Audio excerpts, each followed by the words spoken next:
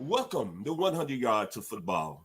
If you like the video today, please come in and share it. We'll surely appreciate it here on 100 Yards of Football. Special thanks to my producer, Mr. Logan Landers, that's making it happen today.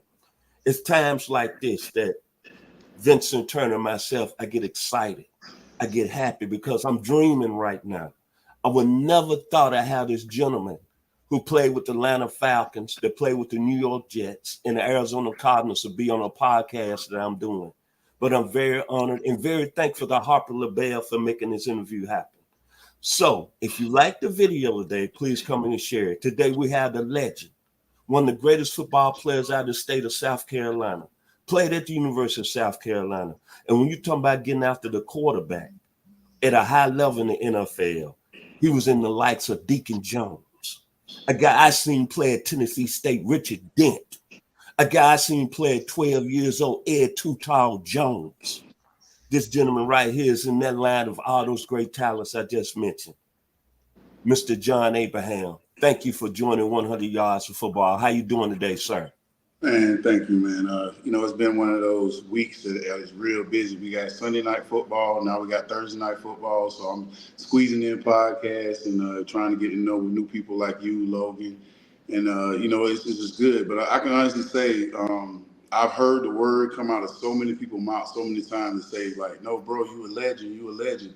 It kind of stuck when Vincent said it just now. Like, I'm like, sheesh. When you brought up, like, where I'm from earlier and saying certain things, I'm like, man, I am kind of legend. I'm not this stuff that some people from where I'm from. Yeah, no, I'm serious. And I've always kind of pushed it away, but you saying it kind of made me feel acceptable of using it for myself. I'm not like a Deion legend or, maybe Matt Ryan in that extreme, but if you think about where you're from and how far you came and how you said it, because I guess because you started off like about the people, and then you kind of like the legend, and I'm looking like, hold on, I got legend potential over here. I got to start. And also, you just told me I'm old too, because legends, you get that legend thing, kind of like. But hold up, yeah, you a legend, first team All Pro, 5-time Pro Bowler, 560 tackles, and the most important stat, 133 sacks. So it's not too many people walking around on the streets got that type of sack leverage playing in an NFL. And then I'm going to put you in another line of some other great defensive ends. Fred Dean. You went up to New York on Broadway. George Benson, Mark Gastineau, Michael Strahan, Julius Peppers, Chris Doman, my man who I love to death, out of my hometown, the 901, Claude Humphrey, and Richard Dent, as I just said. See, when we do it here 100 Yards of Football, Mr. Abraham, we're going to tell the truth. You was a phenomenal football player, and then you come from a state that's similar, small, where I come. See, it's only 6 million people in the state of Tennessee. I don't know how many people are in the state of South Carolina. Well, I know it's greatness has came out of there. A.J. Green, Stephon Gilmore, Sean Ellis, Bunny Holiday, Richard Seymour, William the Refrigerator Perry, Michael Perry, Stanley Morgan, that played at the University of Tennessee, Ben Coates, the great John Gilliam, South Carolina State. So you in that lore, sir. You in that lore. No question. It's I think for me, I grew up trying to be humble. And the older I get, being humble is bullshit. Well, bull crap. It's not bragging if it's what you literally done. It's only bragging if you're saying what you can do and you can do it. Like you see people like, man, I can do this, and you get on the field and they trash.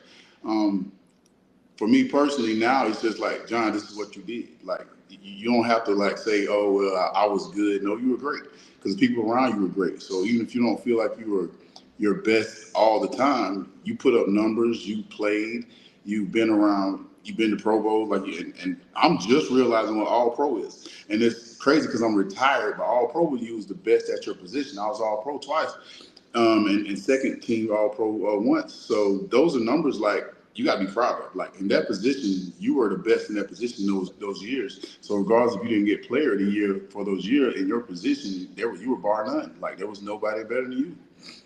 Let's talk about your high school days at Lamar High School. And the biggest question that we was talking about before the show today, you didn't start playing football till your senior year, but you was a track star. And then I was looking at the Lamar High Silver Fox, and I was telling Logan, man, the brother came out of high school that had LeVar Kirkland, Michael Hamlet, two guys that kind of set the tone. And I want to ask you this. I saw that you was a tremendous sprinter. Yeah. That's what's really amazing to me. You was about at the time. How tall were you at that time, Mr. Abraham? Same height I am today, 6'4".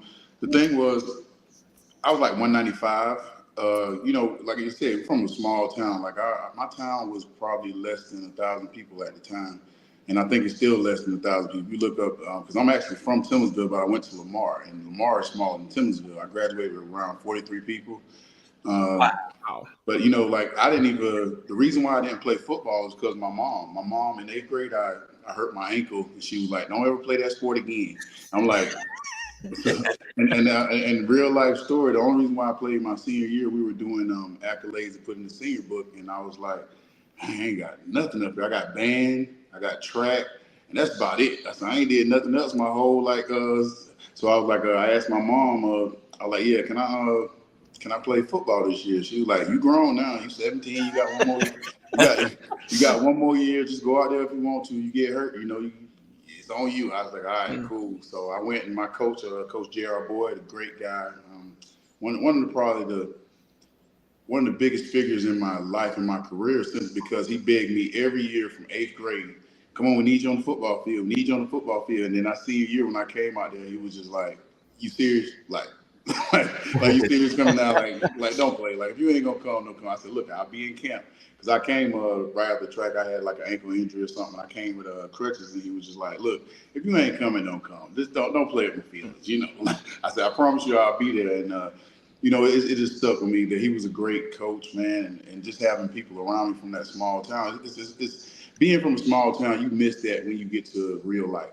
And not saying small towns aren't real life, but it's just different. Being able to walk with the people, being able to, leave your doors unlocked, being able to have your car just sit there and not worry about, driving and you can stop and ask somebody a question like where something is and they can tell you and they'll generally want to help you. Like living there. Think about it, I went from South Carolina, I went to Columbia, and I thought Columbia was bad. I was like, oh Lord, Columbia is the devil. So I go straight from Columbia to New York. So right.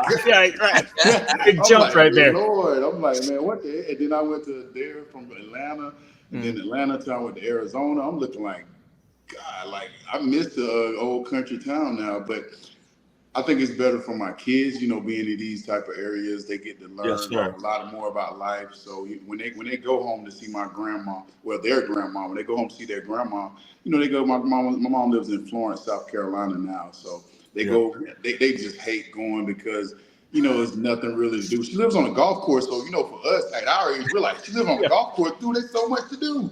And they're like, man, the internet is slower here. This is going. I can't FaceTime. There's nothing to this. I'm like, y'all don't even understand how this is the mark of when you made it. Like you live on a golf course and you're doing it, and you don't have to worry about your bills and all that other stuff. That is the pinnacle of what you want life to be at the end. But I understand their kids, and like I said, they live in Atlanta. There's always something to do here. Like you have so many stuff to do. Like you might have like 2 or 3 places to go in Florence, but it ain't like that. Before I move and give Logan has a couple of questions. I want everybody on 100 yards football to realize how great an athlete this gentleman was. Listen to what he just said. He didn't start playing football till his senior year, but he was a tremendous sprinter. And I'm talking about he had a skill set like John Carlos, Maurice Green, Carl Lewis, Sam Grady. This gentleman right here was serious. To you, Logan, your questions for Mr. Abraham. Yeah, so John, let's talk about. You mentioned you were around 195 doing track and field work. Also being a really good sprinter, doing some shot put as well.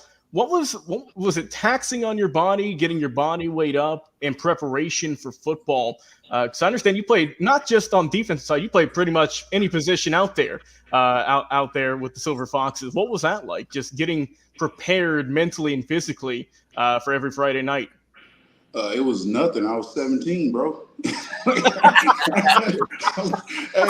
didn't know. That's it. It was, Okay. Yeah. hey, like I remember, like I was literally talking to one of my friends the other day. Like we can go play basketball all day. We can go have a football game. Then we can go out that night. Not like going to a club, but just hang out at my friend's house, play games all night, and literally be up to 2, 3 in the morning. Wake up in the morning, go straight back to track practice. Do some other stuff. Maybe go play basketball. But like we were just trained differently because in the country it was no such thing as all this training and stuff. So, my training was literally just running down my street. Like I had it's crazy because now looking at it as a grown man, I probably had the best training facility ever because we had a dirt road, which I lived on a dirt road and it went to a pavement. So I used to run down that dirt road all the time. I used to jump over my grandfather we had ditches going around. So I used to jump over ditches and I used to dunk on my house. The house was low as hell. Now I'm thinking it was high, but it was low as Yeah, hell. yeah. And then I actually had a basketball rim, but it was in grass. So, your shot had to be good. You couldn't do too much. So, and I think me and my cousin, we manufactured a weight room kind of sort of. We took bricks and put on like a pole. So that's how we would tell how strong we was, and we'll put more bricks on there and stuff. And I actually made, I don't know if y'all remember those jump shoes that had the Right. had the heel in the front so you can get stronger. I took a block. My grandfather was like a real big, like, he just made a lot of stuff. So he always had pieces and stuff laying there. I took 2 blocks and put on shoes, like some old shoes I had to try to make sure I can get like jumping ability. So there was a lot of stuff we did that in my mind at the time, I didn't know how hard a workout was. The only problem I had about work, even to this day, I don't like people to see me work. Like, I don't know what it is about it. Like, even when I was in the league, in college, we used to have to work out together. And so most of my workouts would come back when I get home. Like I go home and I like, especially when I was in the league, I would like work out with people. Then I go work out some more at home, like stretching, doing the calisthenics type stuff because I had a few injuries in my league. But I'm telling you, man, my life was like looking back now, you have to give yourself a lot of gratitude for where you come. Like I'm sitting in the middle of Atlanta right now, and at one point I was going through depression and a lot of other stuff because you felt like there was things I didn't succeed in life. Instead of having gratitude, which I'm definitely grateful. Like even just to be on this podcast with you guys, I got to be grateful that my name has made it around at least the nation and a few places in the world, and that's got to be amazing. There's got to be amazing in your mind when you think about it. When you sit down and really think about it, like you had a better impact than you really think. Let's talk about your time after you finished high school. You played that 1 year. You was highly recruited. Could have went anywhere you wanted. What made you go to South Carolina? What was the main decision there for you to attend South Carolina? You're gonna hear a theme in all my stories. My mama told me to go to South Carolina. so you're gonna hear a lot of the theme of this story is gonna be Maggie Abraham mostly. So every time you hear like Duke, it's gonna be like, yeah, well, my mama told me. But I was a real mama's boy, like in and out. Not like she wasn't the most loving person, but she had to work so much. When you see your parent working so hard, it makes you drive to want to help them. And especially when we were like back in like the 70s, 80s, when I grew up, we saw like our parents doing different jobs or doing different things, and instead of trying to emulate what my mom was doing, I was saying what I can do easier to make money. And I was like, dude, I'm actually pretty good at being an athlete. And so I just kept preparing myself for it. I kept doing it. And I tried to stay. My mom is like a very religious person. So a lot of stuff I did, I always used to like kind of tell myself, oh, you can't do this. You shouldn't do this. You shouldn't do that. So she was the main catalyst because I was going to go to Clemson. And I can, and it's not hard to admit, but it's tough to say sometimes because people be like, "Oh, you was gonna go to Clemson?" I'm like, "Yeah, man." It was literally because I didn't want to be a chicken. I was like, "Okay, I could be a chicken or I could be a tiger," and because I didn't know anything about football, I didn't. Right. Yeah. No, because I didn't know. I literally didn't know anything about football. I played 1 year, and I always felt like every football team was good. Like if you made it to college, I felt like every team was good, and as long as you go to a team, you'll be okay. Like you don't literally have to go to the best school or this certain school. Now, when I got to school, I realized, oh, you might have should have took that Florida letter a little more serious. Right. Oh, you might have took that North Carolina and Georgia letter a little too serious. You just kind of like, okay, I'm going to Carolina because it's close to home. I'll be fine. And the funny thing is, though, I wanted to go to South Carolina State. because it was a black college, and I felt like coming from a school that was predominantly black, that I would fit better. And I didn't think I've always had this mindset that I was the underdog, so I felt like going to state would be more a factor for me, and would probably be better for my career. But when I got there, they only sent their strength coach, and I was like, what?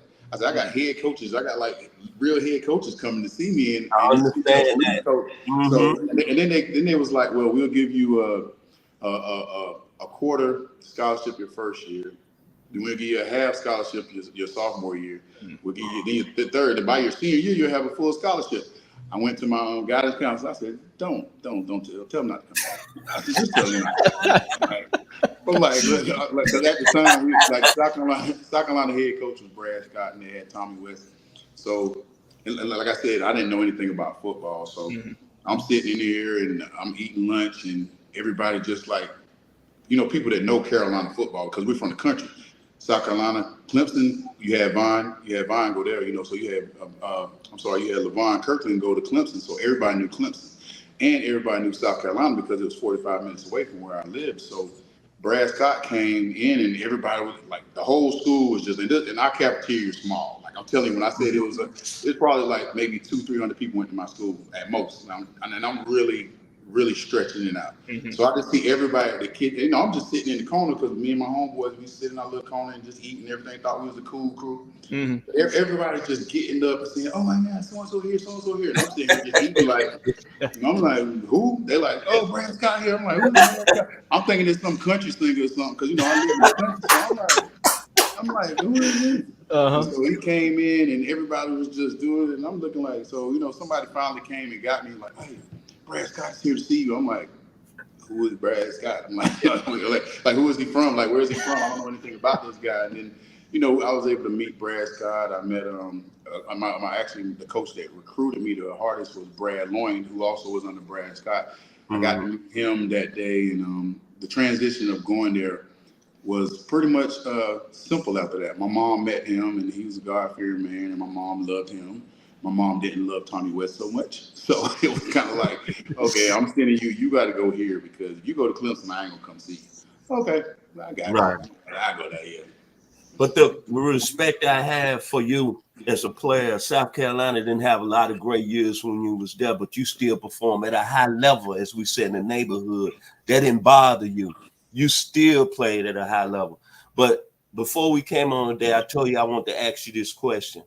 What was it like playing that 1 year under Lou Holtz?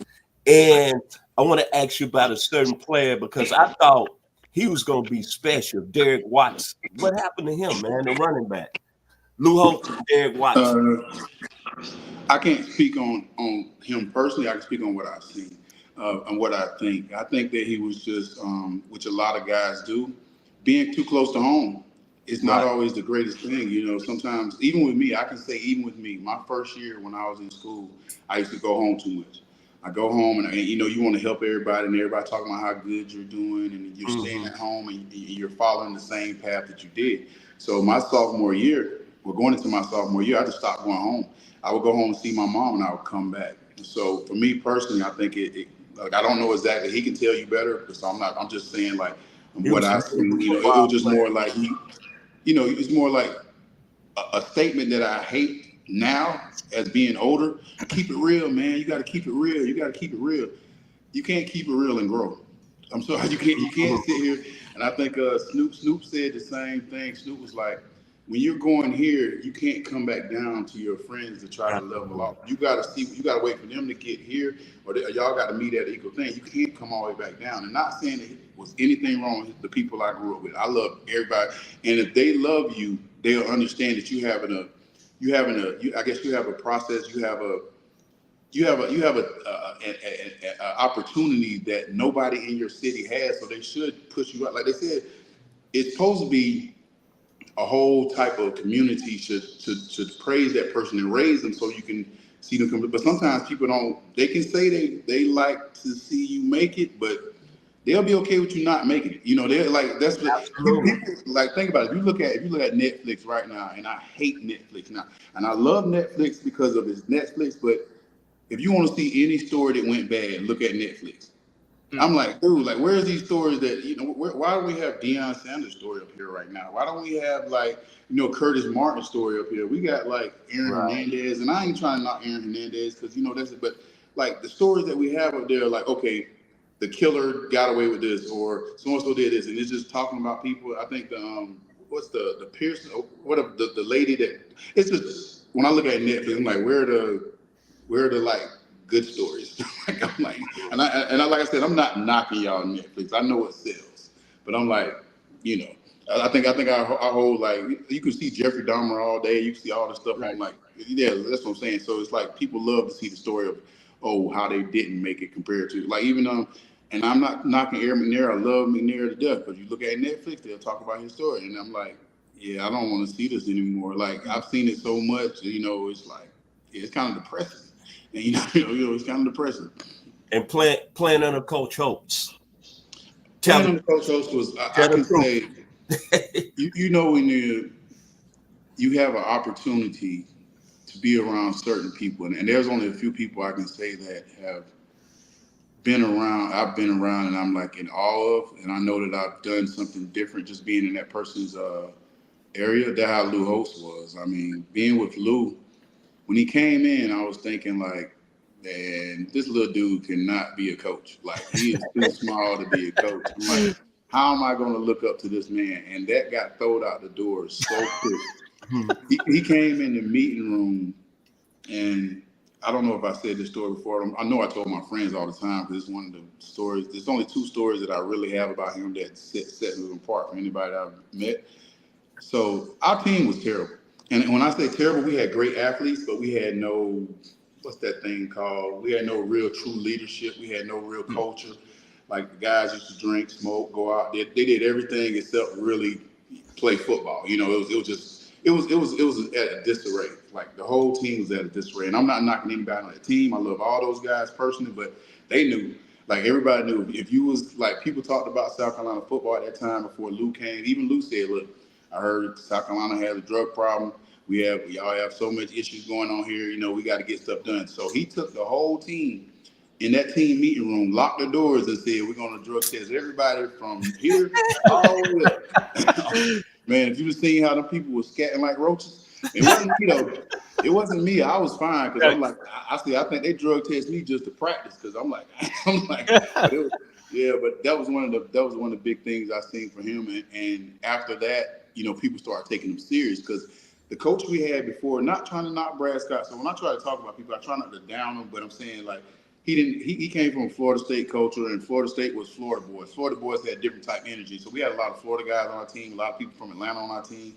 We didn't have many South Carolina guys on our team. The big thing Lou Holtz did when he came in, he got South Carolina guys to stay in South Carolina and play for South Carolina. Like, he was talking about, like, Stephon Gilmore, like Debo, all these guys.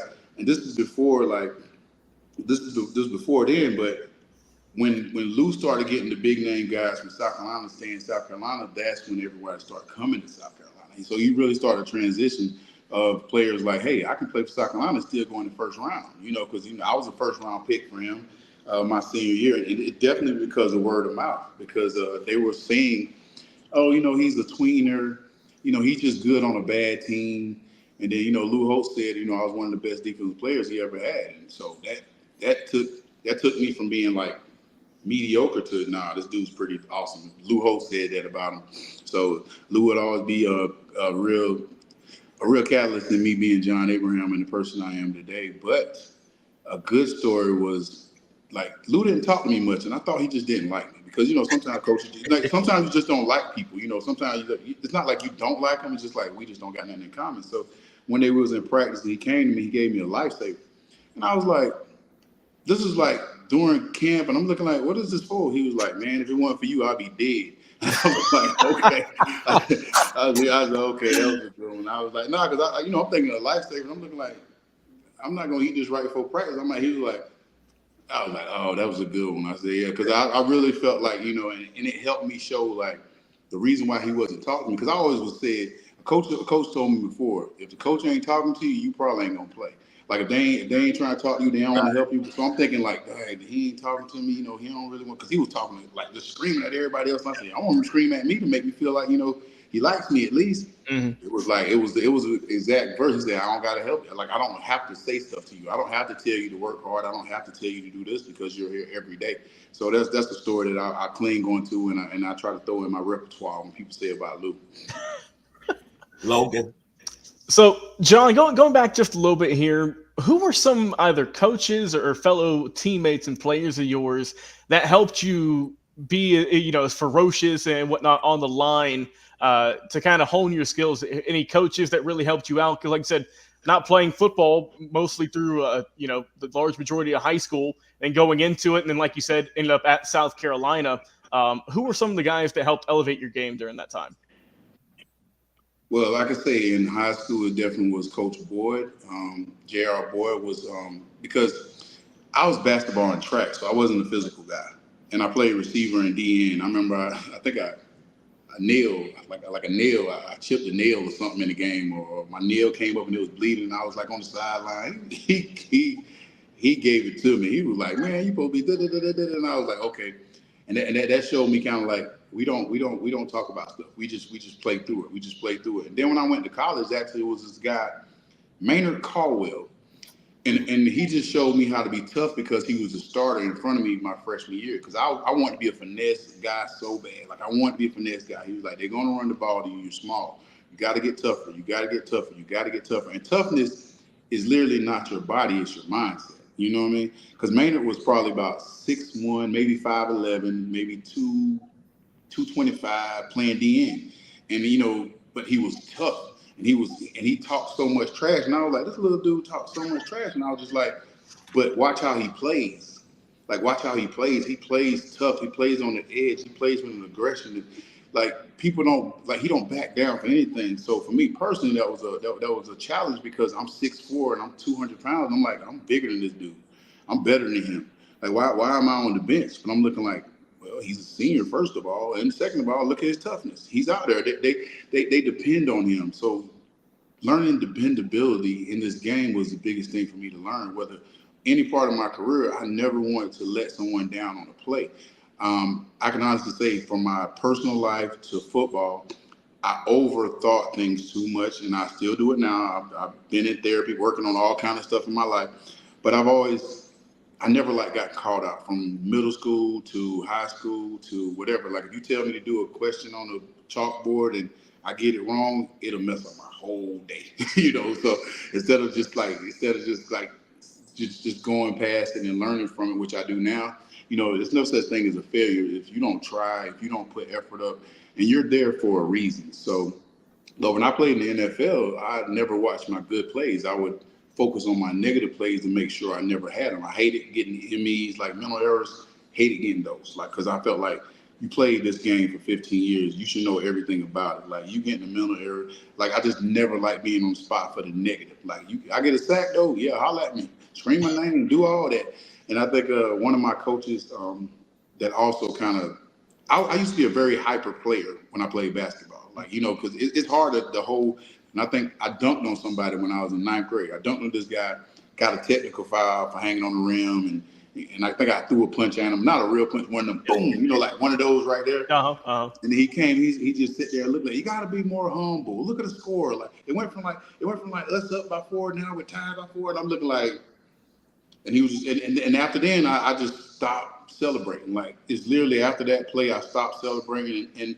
And I think as a player celebrating now, I think it's a enjoyment that we should take for, enjoying what you're doing. It's not like they're trying to belittle the other team. And like a lot of people say, if you got a problem with it, stop it. If you got a problem with me, stop me. Like, okay, I don't want you to do that sack dance. Well, stop me from getting the sack.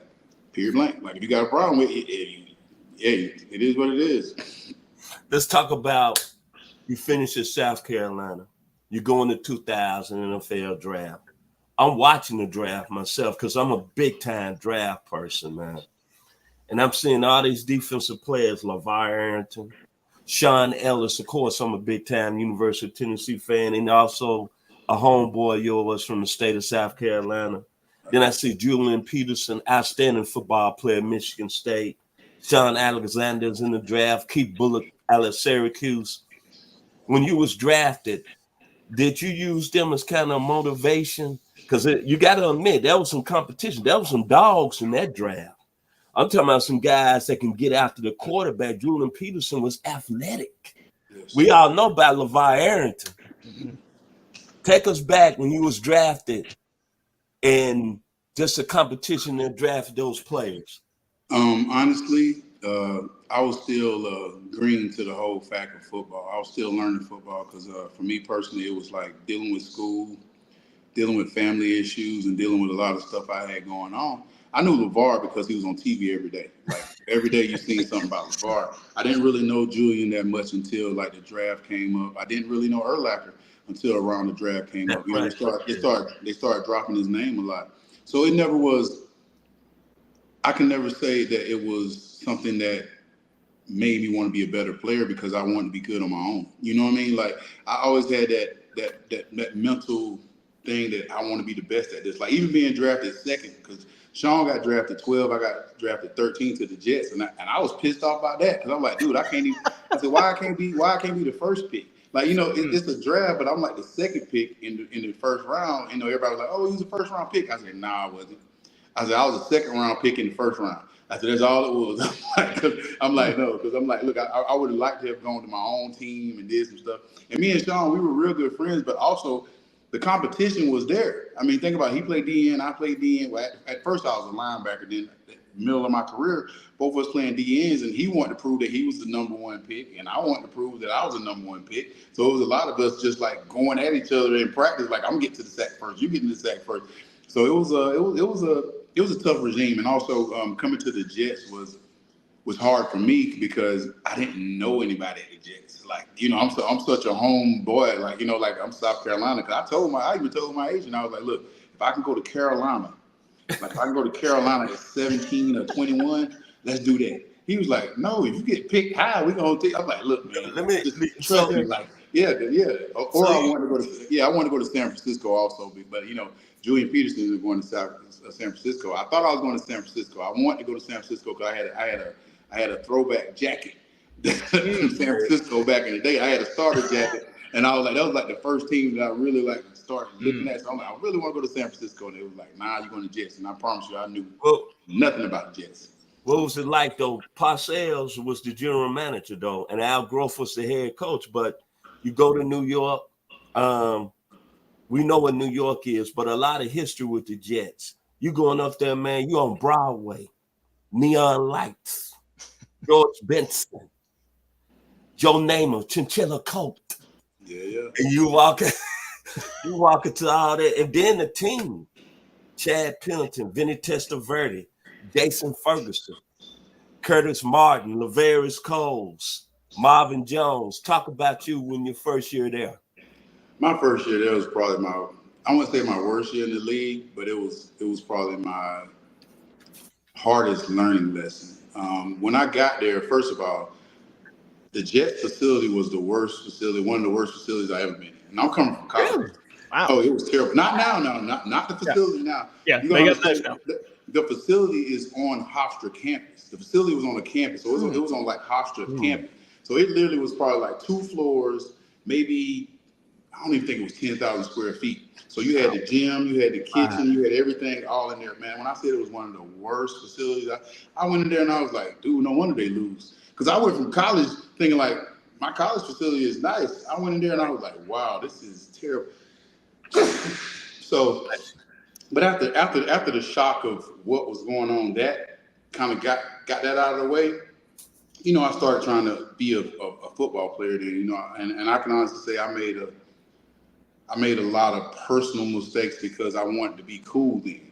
You know, instead of being the guy that didn't go out, didn't drink, and, you know, didn't do social stuff with teammates because I was working to get somewhere, I got there and I thought that, okay, it's time to party. It's kind of like when you see people get the lottery, like they always talking about how much, oh yeah, I won the lottery. So they get the money, then 10 years later they broke. That's kind of like what I did the first year. I was like, I got in the league, but then like by the end of the year, I was like, man, I ain't got nothing left. I ended up getting hurt that year. So it definitely shifted my personal stance on how I need to play, and then this game could be over with so quick. And I was off to a great start. I was playing well. I was leading the team in sacks, and it was game 6. I ended up getting hurt, and it was just like, That was kind of like the start of a downfall that or a late type of addiction I started, with the drinking and stuff, because I didn't like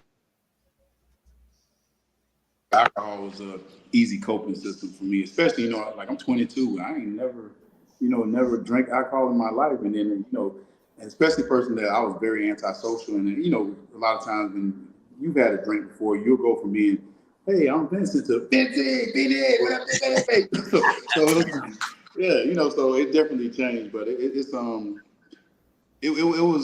was something that I wish I could share with everybody on a real life level, because how we have social media now. If we had it then, like, people would have seen the transition of a guy from college to pros and seeing how much work effort and things I put in. Most of my stuff came from, like, everybody talking about working out. Most of my life was treatment, like just trying to get back on the field. Mm-hmm. Then talk about the coaching change. Al Gross gets fired, Parcells leaves, then Herm Edwards comes in. And then y'all drafted a homeboy from my city of Memphis, Tennessee, Dwayne Roberson, Orange Mound, University of Kentucky. Orange Mound. Chester McLaughlin, Lamont Jordan, Mo Lewis. Talk about, and Santana Moss, the University of Miami, to the U. Talk about that transition and what was it like playing under Herm Edwards? Well, personally, I don't really want to talk about Herm. I can just say, I'm just being real. If you can't say nothing good, don't say nothing. And I think he's a great person. I think what he's doing now in his life is what he's like blessed to do. Like, I don't, about being a head coach and everything. You can check the numbers. I don't think that was his bag. Sometimes it just don't transition. Being a good player, being a good analyst, and being a coach is, sometimes some people are just good at what they do. You're good at showing up. You're good at doing certain things. But playing with those guys was definitely a great opportunity. Only part of my life that was kind of changed. I went from an outside linebacker, playing like Michael Parsons, or playing like, some of the other guys, like DeMarcus Ware, being able to stand up and do stuff like that and move around. I was strictly a defensive end, and I think it changed my career trajectory a lot. Because when I was playing outside linebacker, I had the opportunity to be athletic and show my skills and stuff like that. But I think for me personally, I should have, and I hate saying should and would, you can't change anything that happened in the past. I still had a productive career when I was in there. I made 3 Pro Bowls. I was all pro once when I was in New York. So I had a productive career, but it was more of like the culture there. I think the culture when I got there the first year with Al Grodin, it was not a clean type culture. We had too much off the field stuff going on. And instead of me being more mature and becoming the leader amongst men, I just kind of just stayed around what everybody was doing. My culture was so messed up from college, and from my first year, I thought this is what football was at this time. Like, even if you see a podcast, you can see like, oh, this is what they do. And you might, okay, let's try to introvert that into our podcast. And it doesn't work because it's not you. You know what I mean? So like being clear to yourself and being able to say, like, you know what, I might not be as exciting as this person, but my information comes off perfectly. So for me, being a football player, I thought the off the field stuff, people were comparing me to Lawrence Taylor and some other guys. And I'm like, well, I seen how he act on the off field, so I need to be on the edge all the time. It's just like a lot of stuff that, and even like Brian Cox will tell you, he was like, man, I should have taught you better, Rook. Because he always called me Rook, even though I'm 46 years old. But he like, I should have taught you better. And also as a man, I can say I should have learned better. I should have done certain things that, didn't qualify me to be a better player. But also everything comes as you get older. Yeah. So, it is what it is. But however, your career changed November the 4th, 2001, because that's when everybody knew that the young man out of South Carolina was for real. That 4-sack game against New Orleans. Yes, sir. You was on that smoke, that fire that night. Hey, about that game. Oh man, my girlfriend cheated on me the day. Oh, man. No. Oh, really? Bro. Hey, I can remember that. So like it's Wow. so funny though. Like Wow. it was okay because she was like a senior at the time and I was like maybe the second year in the league and we were dating but she was running track and I was here and one of my friends called me, hey bro, I just seen your girl out with so and so. I said stop. Stop. I'm like called her. I called her. I'm upset, and I was just like, man, I couldn't sleep that night and everything. Lucky it was a late game though, but I came and balled out, and I was like, girl, you need to break up with me every other week because I'm telling you, I'm out here balling. I promise you, man. Like it was one of those games. Like how the heck this is the reason why I go out here and ball like that. You was on Yeah, smoke that night, brother. You was yeah. I On don't a want to mission. start. I you don't was want to start Deacon this with no Jones. superstition. I don't want this to be my superstition though. like if the girl cheat on me, I get 4 sacks. Yeah, let's get it though. Yeah, that's funny though. That's a good story though. But that was fun though. That was when I was still immature football player, and I was just out there just physically being who I was, just running around and having fun. You know what I mean? I wasn't great about the plays at the time, but the older I got, the more you learn. Like knowing football is really being the best football player you can be. Not being physically the strongest guy, not being the fastest sometimes. Because if you watch some of the best players and you hear how they talk, it's all about how much they know about everyone else's position, how much they know about the other side of the ball. If you're on offense, knowing everything about defense makes you better. Like when I started learning offensive plays and what this meant, like why they running cover three or why they're throwing the ball here, it made so much sense and it was so much easier. It took a lot of steps out of my me running all the way over here to get here. Logan. Let's talk about what was it like, John? What was it like whenever you got that call letting you know that you were being traded away from New York and coming down south to Atlanta? What was that day like? Man, I was so happy. Good Lord. Bro, you want to ever see the true story is I was going to retire because you ever been in, I don't know if any of you guys ever been in a place, whether it's a workplace, whether it's someone's house, but you're like, I need to leave this place. Like, there's no hard feelings, it's just like the vibe here is wrong, I'm killing the part. I'm the mood killer right now. I really felt like I was just the guy killing the mood in that locker room because I'm like, they ain't gonna pay me. I got franchised this year. I was coming to work. I was coming to work in like sleepwear. I would literally come work, go home, come to work, go home. I was doing nothing social with anybody. I was just like, let's just get this over with. You know what I mean? So and then and I honestly, I talked to my financial guy. I was like, look, I'm going to retire. If the Jets try to get me to sign another franchise deal, I'm just going to retire because I'm 6 years and I know it's not a lot of football. I got like 50 some sacks right now. It's a good career. I got a couple mil in the bank now. I don't got to worry about that no more. So he's like, cool. But then they called and I was actually in Seattle.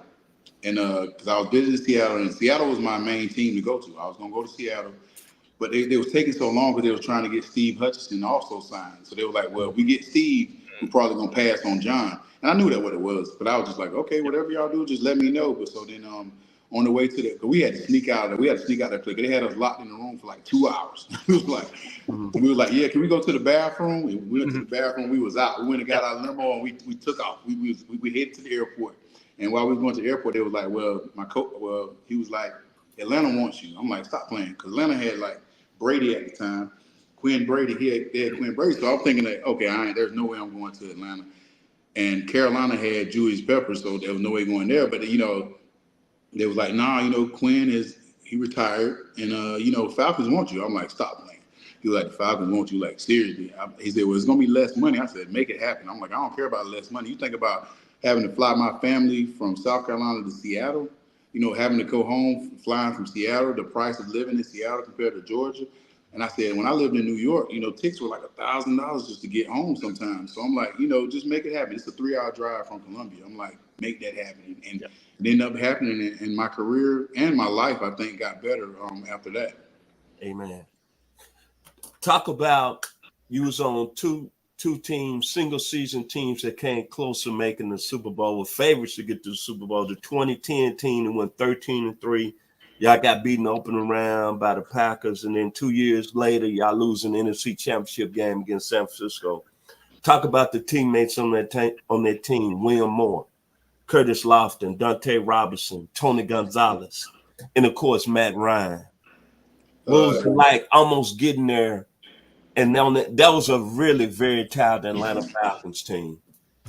I can honestly say that was probably one of the biggest things that hindered me when I was done with football. The things I didn't do, and compared to, the things I did do.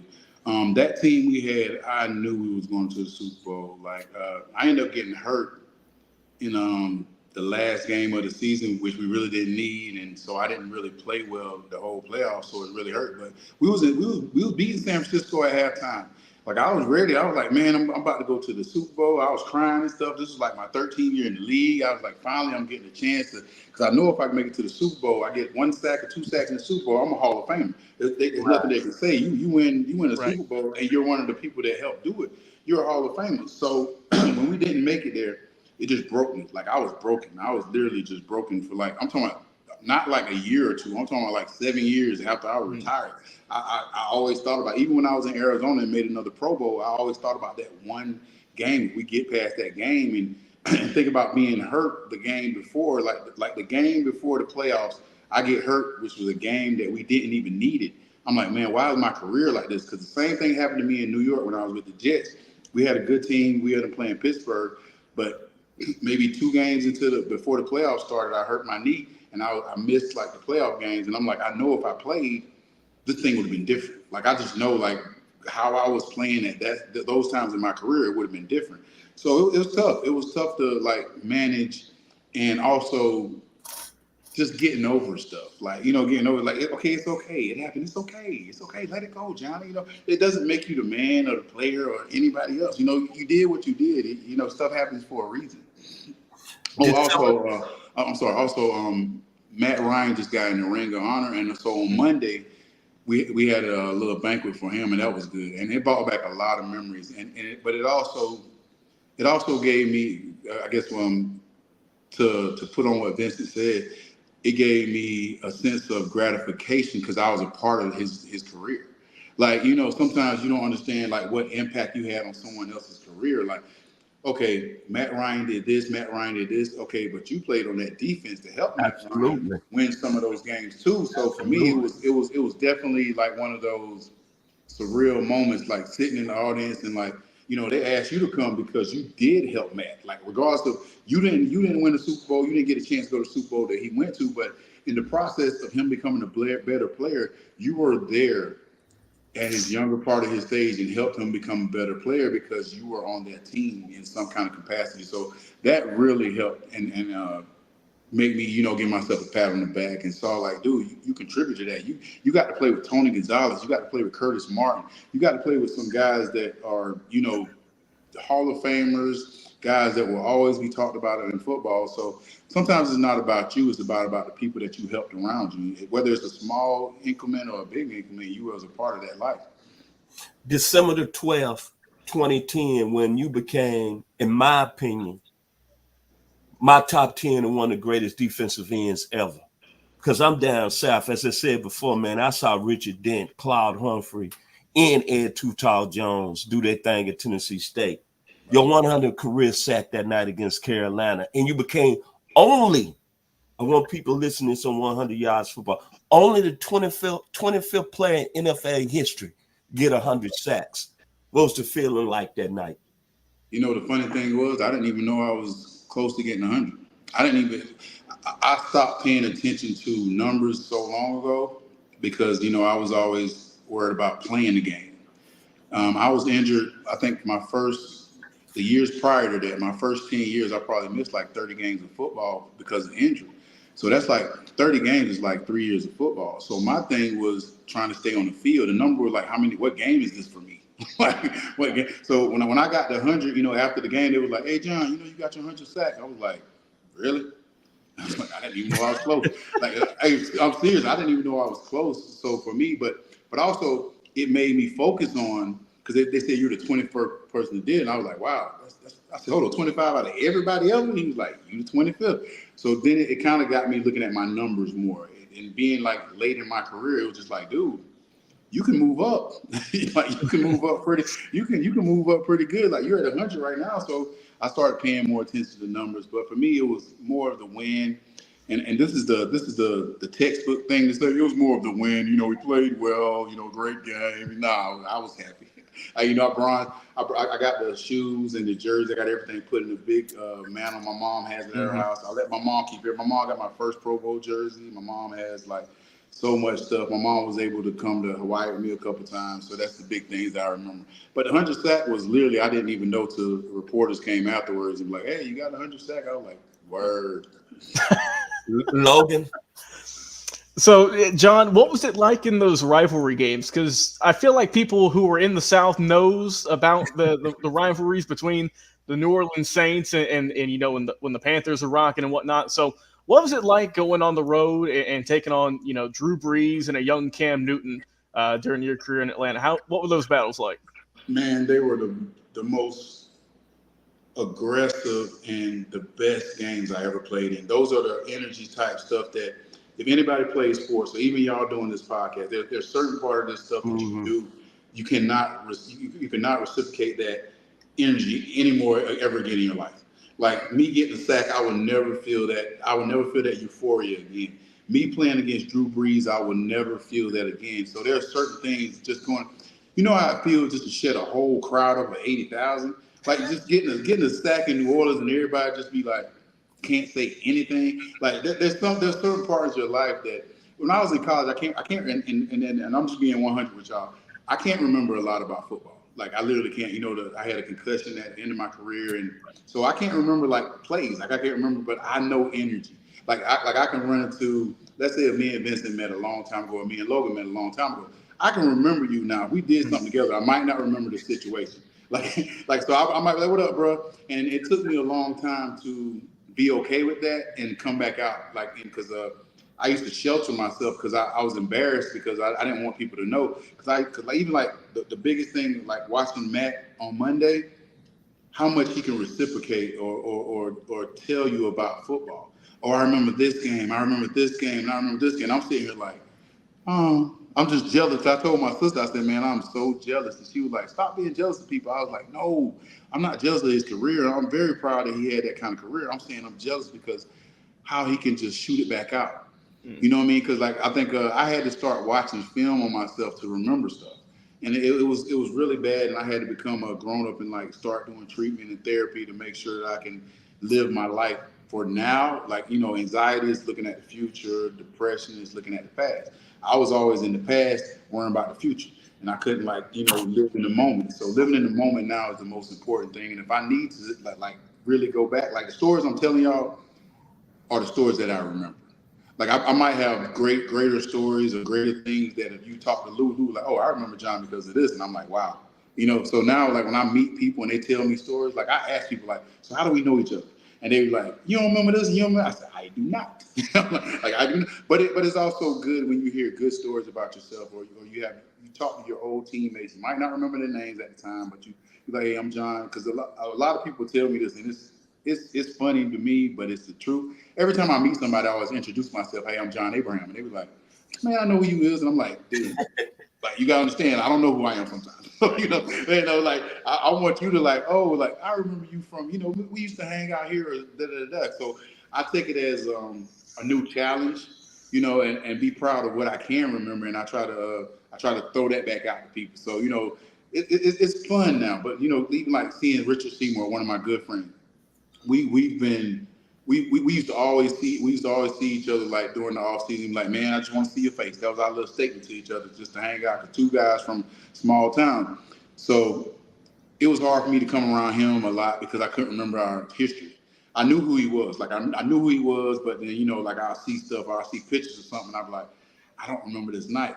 And then I can ask him, and he might remember it. So it's a lot of stuff that goes with football that I can understand why guys are, well, in the past, why guys would go to the sacrifices they did, because it was tough. It was tough for like literally probably 7 years after I was done until I really started like, having to go to therapy and having to like literally just talk about what I was going through. Because I could tell people, but nobody can say what was going on in my mind. People couldn't be, oh yeah, well you need to do this, and some people thought I was faking, some people thought it was this, and so it was all kind of weird stuff. I had to let a lot of stuff go, and I had to also, I think, minimalizing.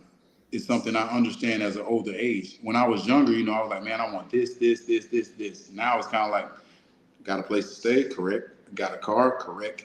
I got my kids, correct. Okay, that's enough. That's all I need for today. I don't need anything else. I don't need to be able to do this. I don't need that. I don't need that car. I don't need this. I don't need that. And so it's simplifying my life is what really gave me more gratitude of what I have and what I can do. Finishing your career in Arizona, talk about your time there playing for Bruce Arians, being a teammate of Carson Palmer, Patrick Peterson, the Honey Badger, Tyrone Matthew, and another homeboy from the Orange Mound area, Dan Williams.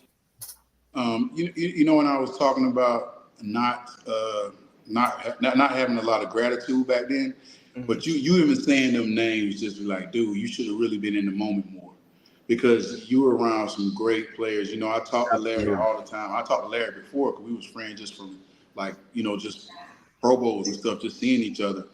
But looking back, I should have really. I gave my all on the field. That was crazy. But on the outside of the field, that's when I began my sheltering.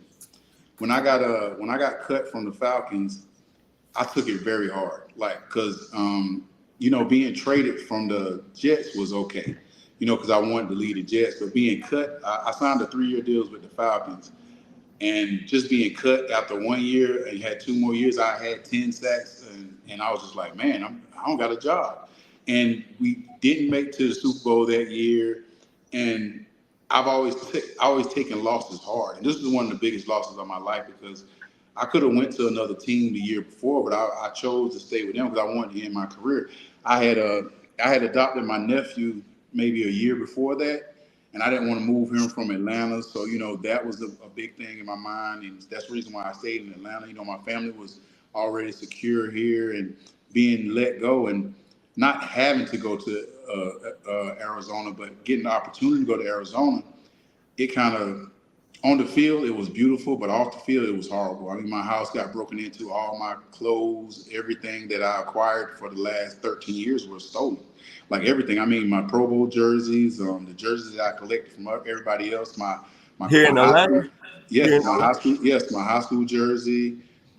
school jersey, my college jersey, everything. Like everything I couldn't get back. Stuff was stolen that like game balls that I've acquired from years, maybe 30 game balls. All that stuff was stolen. And the hardest thing about that situation was it was the family member. It was the same nephew that I adopted that had my house robbed. So that hurt so much because it was like, dude, I was trying to take care of you and you just trashed my house. So I had to get rid of that house. And this was my dream house. I don't know about y'all, but I had a dream house. And I finally got my dream house. And I was so excited, but I had to leave. And, so in your mind, you're thinking, if I don't get cut, if I don't get cut, if I don't do this, so when I was in Arizona, but then when I started to play, whenever I played football, whenever I was on the field, my outside world was gone. But whenever I would walk off the field on the sideline, my outside world would come right back in my head. Now, in between the snaps, I'm great.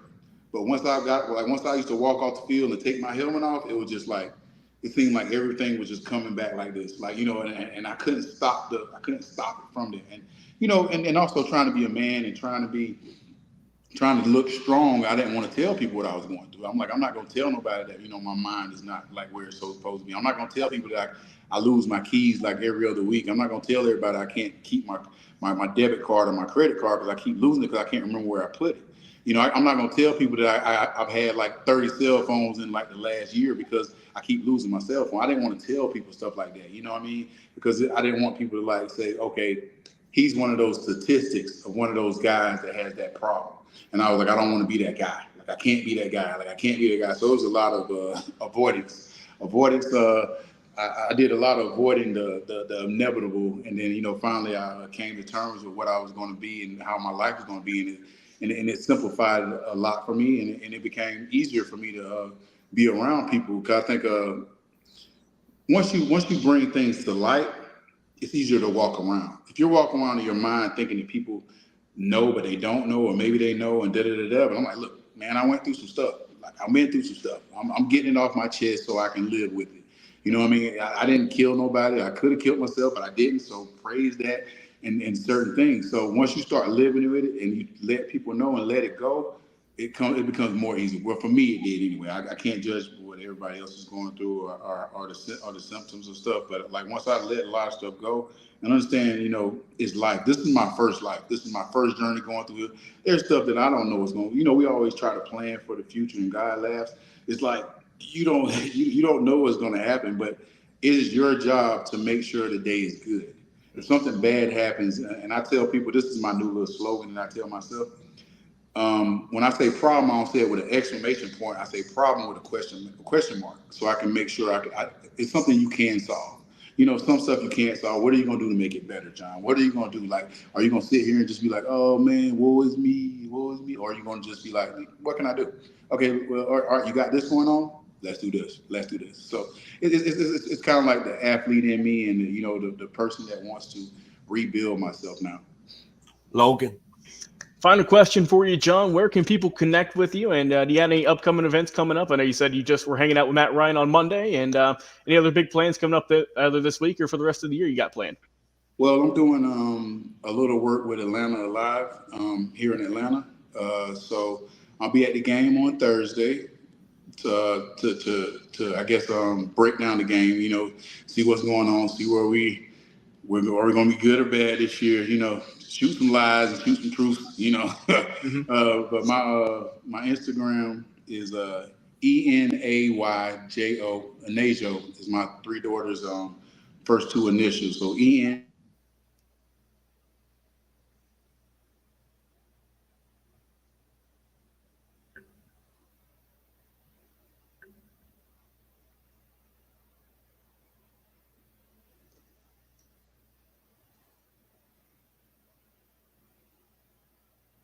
Dad. Uber Dad is only for my kids, so you can't call me for that. But everything else is that's about it right now. All right. Let's My, go ahead. my final words today, first and foremost, if you like the video, please comment and share. We'd like to give special thanks to Mr. Harper LaBelle for making this happen for us today, bringing on this outstanding football player and an outstanding man with great character. My final words, I love this game of football, man, and I couldn't play it at a high level. But I know this. I saw three great guys play the defensive end position like no tomorrow. I'm going to start with Claude Humphrey. When I was 6 years old, going to see Tennessee State play. I saw Ed Too Tall Jones come some years later. And then I saw the great Richard Dent at 22 years old. And then when you follow this game of pass rushers, you always got to figure in names like Bruce Smith, Deacon Jones, Julius Pepper, Michael Strahan. Then you got to look at the skill set, the instincts, feel the pressure, the explosiveness, the tackling, the hard-hitting ability. But today we ain't had a gentleman on. If I had to say one of the top 10 defensive ends that's played this game, he would make my list, and he will be a Hall of Famer. You don't get 133 sacks in this game at a high level playing against high-level talent. I'm sorry. And for him not to be even a mention in the Hall of Fame talk, and no disrespect to Dwight Freeney, but I'm taking the man right here, the Predator, every day over him. And I'm not trying to get no numbers. I'm not trying to get no clicks. But facts are 133 sacks and 560 tackles, five-time Pro Bowler. Then come back to Atlanta and change the scenery there. Well, Atlanta twice almost made it to the Super Bowl. I think we're kind of sleeping on Mr. John Abraham out of the great state of South Carolina, Kakalaki in the house. Yes, So sir. we like to say thank you today for coming on 100 Yards for Football. If you like the video, please comment and share it. And my final words when I think about Mr. John Abraham, it's an old Isley Brothers song. Isley Brothers song. Climbing the Ladders. Ernie Isley on the lead guitar. And Ronnie Isley singing the lyrics. Thank you, Mr. Abraham, for joining us today here on 100 Yards of Football. Y'all Thank you for having me.